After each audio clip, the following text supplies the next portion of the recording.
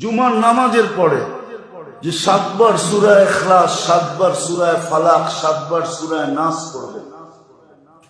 আর এই সূরাগুলা 3টা সূরা আমরা সবাই পারি, যে জুমার পরে 7 বার পড়বে, 7 বার পড়বে আগামী জুমা পর্যন্ত, সে সমস্ত ধরনের কঠিন রোগ বিপদ আপদ থেকে সুরক্ষিত থাকবে,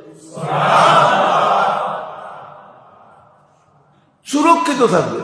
ওই দিন মনে হয় বলছিলাম যে মাগরিবের পরে বা ফজরের পরে 3 বার পড়বে, কত সহজ। সুবহানাল্লাহিল আযীম ওয়া বিহামদিহি ওয়ালা হাওলা ওয়ালা কুওয়াতা ইল্লা বিল্লাহ 3 বার পড়বে। কোন অঙ্গের ভিতরে তার স্টপ হবে না, কোন অঙ্গ স্টপ হবে না, থামবে না।